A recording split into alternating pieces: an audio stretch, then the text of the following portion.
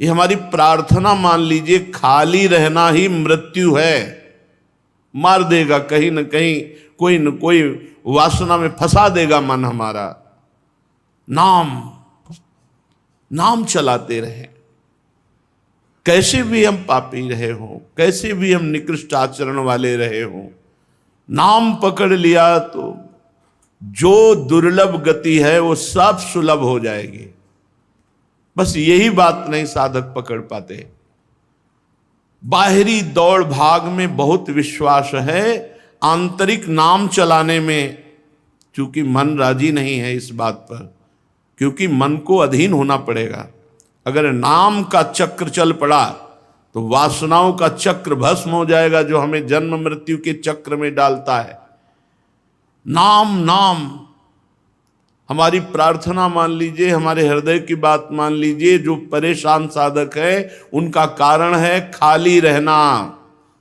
महाभागवत हनुमान जी महाराज बहुत विचार पूर्वक कह रहे हैं, खूब चौपाई सबको याद है। हे प्रभु, वही विपत्ति है जिस क्षण आपका भजन नहीं किया जाता, आपका सुमिरन नहीं किया जाता। सेवा और सुमिरन से जो रहित क्षण है, समय है, वही मृत्यु है, वही हानि है।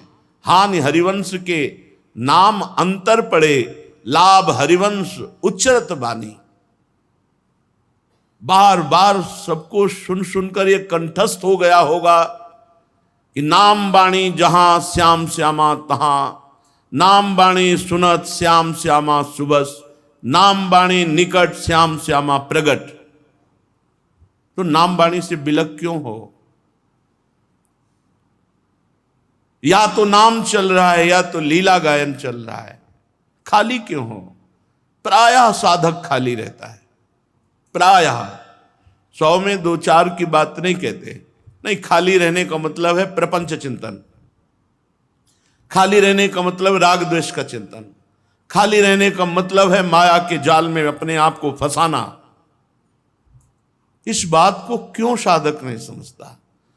क्योंकि मानसिक चलेगा तो अपने लोगों को पहचान है, नेत्र में नेत्र पड़ते ही कैमरा खिंच जाता है कि हाँ चल रहा है। खाली जीवन व्यर्थ जीवन है। क्यों अपने जीवन को क्यों नष्ट कर रहे हो? वृंदावन बसिकै इतनो बड़ो सयान, जुगल चरण के भजन बिन निमिष न दीजय जान। एक पल भी समय नहीं जाना चाहिए भजन के बिना। हमें इतनी कृपा की लाडली लाल ने, इतना सुंदर संयोग दिया, अब हम राग द्वेष के चिंतन में मन की वृत्ति को नहीं जाने देंगे। खाली नहीं, हमारा हृदय चिंतन से युक्त है तो कैसे राग द्वेष का चिंतन हो सकता है? और स्फुरण भी हो तो कुछ बिगड़ेगा नहीं, क्योंकि नाम चल रहा है। इसलिए मौन का अधिकतर आश्रय लो, सात्विक भोजन करो, शरीर को खूब थका दो, व्यायाम प्राणायाम सेवा आदि के द्वारा गाढ़ निद्रा में 3-4 घंटे बस, हर समय रात्रि में 4 घंटे बस से शयन करो, उठ के बैठ जाओ, भजन करो। पर्याप्त है, 4 घंटे पर्याप्त है, बहुत अधिक है। इंद्रियों की स्वस्थता के लिए 4 घंटे विश्राम बहुत। 24 घंटे में जब 20 घंटे भजन करोगे तो तुम्हारे हृदय में ऐसे ऐसे अमृत की वर्षा होगी कि आप खुद निहाल हो जाओगे। नामामृत, रूपामृत, लीलामृत, उन्मत्त हो जाओगे, प्रेमोन्मत्त हो जाओगे। पर नहीं, मन की चाल वही नीच विषयों की तरफ चिंतन, नीच विषयों के भोगने की चाह, नीच विषयों में सत्यत्व बुद्धि, यही तो हमें फांसे हुए हैं। तो जब तक निरंतर नाम नहीं चलाओगे तब तक अंतर पड़ता रहेगा, वो अंतर पड़ता रहेगा तो सत्यत्व भाव जगत में बना रहेगा। इसीलिए महापुरुष जन कह रहे हैं, अय मित्र, जो रूखा सूखा फल पत्र पुष्प जो भी जहां जैसे अपने उदर में डाल लो, खूब राधा राधा राधा राधा रटो। शरीर को जहां भी शयन करने को मिले, जैसे मिले, वृंदावन का आश्रय ले लो, वृंदावन का वास स्वीकार कर लो। कह रहे गुफा में, कहीं किसी मंदिर में, कहीं भी पड़ रहे, जो रूखा सूखा मिले खा ले, रात दिन भजन करे। मरना है यार, जाना है यहां से, आज नहीं तो कल जाना है, जाना है ना। यहाँ किसी की जागीर थी, ना यहाँ है, ना किसी की रहेगी। ये सब व्यर्थ का केवल कल्पनात्मक है, केवल कल्पनात्मक है, कुछ नहीं तुम्हारा। यहां से मरोगे तो शरीर नहीं जाएगा, करोड़ कहां से तुम्हारे साथ चले जाएंगे। नाम जब जितना कमा लोगे वो तुम्हारे साथ जाएगा। अपशुष्क फलादि भक्षयन, रूखा सूखा जो ज्यादा इस रसेंद्री को, जलेबी इमरती ये वो, मरोगे। मछली कांटे में फंसे हुए चारे को देखती, कांटे को नहीं देखती। बड़ी प्रसन्न होकर जब वही ऐसे चारे को, कोई कांटा उसके, क्योंकि कांटे में चारा है। मछली को चारा दिखाई देता है, कांटा नहीं। ऐसे ही भोगों में ये स्वाद जो है दिखाई दे रहा है, लेकिन भोगों में जो कांटा है वो तुम्हें नहीं दिखाई दे रहा है। विषय चुगा जिन चुगय मन, कछुक चुगत सुख होए, फिर फांसी ऐसी ले। फिर देखो मछली को तड़पती है, निकाल करके उसे फिर मार डालते हैं। ये विषय पूरा जीवन बर्बाद कर देते हैं। जो निर्विषय चित्त में परमानंद का उदय होता है, वो नाना प्रकार की भोग सामग्रियों से कभी भी किसी को नहीं हो सकता। जितना भोगोगे उतना ही तृष्णा पिशाचिनी तुम्हारा गला दबा देगी। और भोगो और भोगो और भोगो, मर जाओ भोगते हुए, फिर भी तृप्ति नहीं। इसलिए अपशुष्क फलादि भक्षयन, क्षुधितो, भूख लगे तो भगवान की व्यवस्था के अनुसार जो रूखा सूखा मिले खा लो। नींद लगे जहां जैसे व्यवस्था है वैसे शयन कर जाओ। चेतना में हर समय नाम जप करते रहो। बस वृंदा विपिने सुखम सखे, हे सखे यदि वृंदावन का आश्रय वास स्वीकार है तो परम सुख को प्राप्त हो जाओगे। तुम कैसे हो वृंदावन ये नहीं देख रहा। पाप करने से कभी भयभीत नहीं हुआ, धर्म का भास भी नहीं है, धर्म पालन करना तो जाने दो, धर्माभास भी नहीं है, पाप करने से कभी डरा नहीं। ना श्री कृष्णे रतिरपि, कभी भगवान श्री कृष्ण का नाम, उनके चरणों का चिंतन, कभी लीला कथा कभी नहीं, और संतों से कभी संग नहीं किया।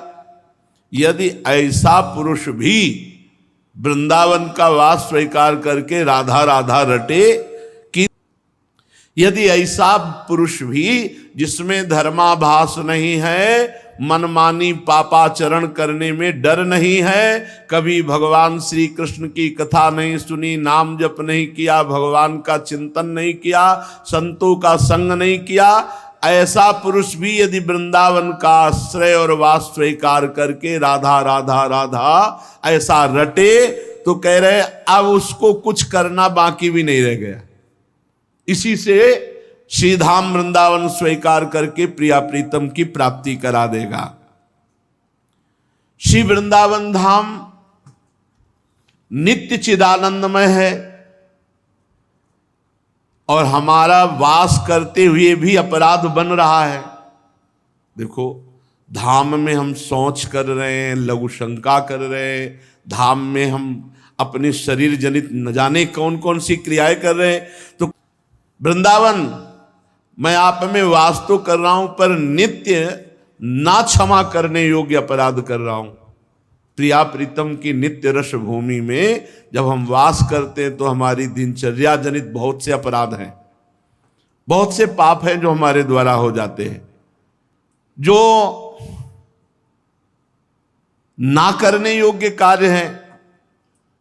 मानो जैसे वैष्णव अपराध है, व्यभिचार है, किसी को भी दंड देना है, किसी को गाली गलौज, ये तो रोको, ये तो रोका जा सकता, पर कुछ ऐसे हैं जो स्वाभाविक हो ही जाते हैं।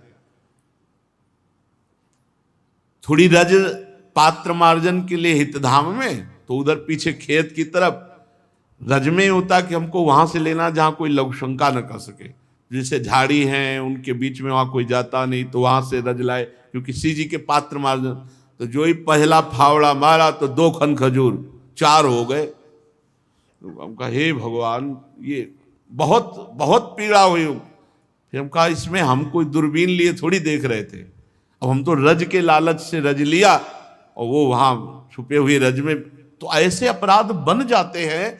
जैसे अब वर्षा का समय था, टार्च रखते नहीं थे, मस्ती से पद गुनगुनाते चले आ रहे, नीचे से पच्च से आवाज आई। अब ऐसे बहुत गौर से देखा तो एक मेढक फैला मिला। हम कहा हे भगवान। तो अब उस दिन से छोटी सी टार्च जो है मांग कर व्यवस्था की कि भाई टार्च तो कम से कम पैर के नीचे क्या है तो दिखे। कई ऐसे अपराध हैं जो अनजाने में बिल्कुल ना चाहते हुए बन जाते हैं। और धाम में बहुत बड़ी बात है, किसी भी धाम के जीव को किसी भी, जैसे कोई कहता है हम धाम से तुलसी ले जाएं तो हम मना करते हैं, धाम से मत ले जाना, बाहर से लाके धाम में लगा दो, बहुत बड़ा लाभ मिलेगा। लेकिन धाम से तुलसी की आप दिल्ली ले जाओ, यहां से नहीं, यही ब्रज के अंतर्गत रखो तो चलेगा, धाम से मत ले जाओ, तुलसी जी को मत ले जाओ। बढ़िया तुलसी वृंदावन से हम बाहर दिल्ली कलकत्ता ले जाओ, नहीं नहीं नहीं। धाम की किसी भी लता को, धाम के किसी भी जीव को आप बाहर मत कीजिए, बाहर मत कीजिए। जैसे अब यहां हम किसी पशु पक्षी को पकड़ लें, चलो बाहर, नहीं, ये सब भजन करके यहां प्राप्त हुए जीव जंतु के रूप में, बहुत सावधान, किसी को कष्ट न हो। आहा जाता अपराधो मुहुरपि भगवत भक्ति रत स्वाश्रयम त्वाम। हाय हाय मेरे से अपराध बन जाता है वृंदावन धाम, ना क्षमा करने योग्य अनेक प्रकार के पाप बन जाते हैं। मैं आपके चरण कमलों को छोड़ करके अन्य कोई आश्रय ले नहीं सकता, इसलिए हाय हाय हाय हाय मन पश्चाताप करता हूं। भक्ति परायणता प्राप्त करने के लिए, भगवत प्राप्ति के लिए आप मेरे इन अपराधों को क्षमा कीजिए। आप ही केवल मेरे आश्रय दाता हैं। हे वृंदावन धाम, मेकम ज्ञात्वा श्रितोहम त्वयि च भवदघा किम करोमि क्वा यामि। मैं कहीं जा सकता नहीं, अब कुछ कर सकता नहीं, जो कुछ ऐसे अपराध हैं तो हे वृंदावन धाम आप क्षमा कीजिए, मैंने आपका आश्रय लिया है।